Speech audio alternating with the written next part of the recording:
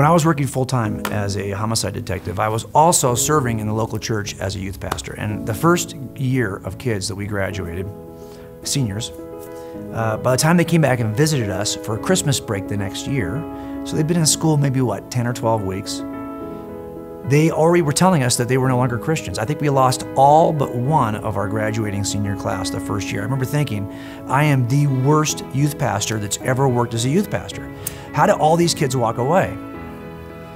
So we shifted everything. I was a guy who was doing a lot of stuff that was experiential in my youth ministry. My training was in the arts before I became a detective, so everything in our youth ministry was very experiential. Music and visual stuff and experiences back and forth and interactives, none of which apparently had any impact on that first class because they all walked away. So I changed everything and I shifted it all toward making the case for why this is true. We made that our primary emphasis. Learning how to serve in the local community. Going on missions trips that tested what we were training them to learn. We took them to Berkeley, UC Berkeley. We took them to places like Salt Lake City. We wanted to have theological discussions with people who believe something different. We wanted to have philosophical discussions with people who believe something different. And there was a young man there with us, about the age of my sons, who was probably one of the quietest, sweetest guys I ever knew in youth ministry. And he was kind of timid.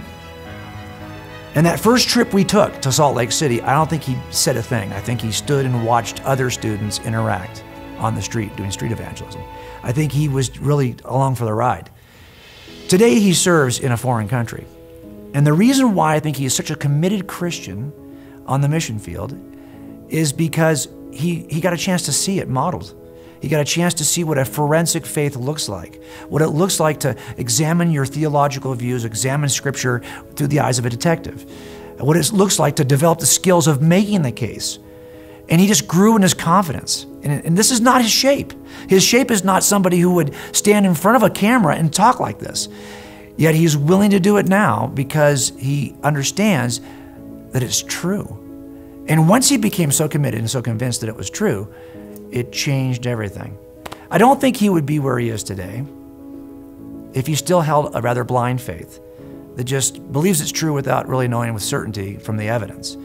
He's where he is today because he holds a forensic faith.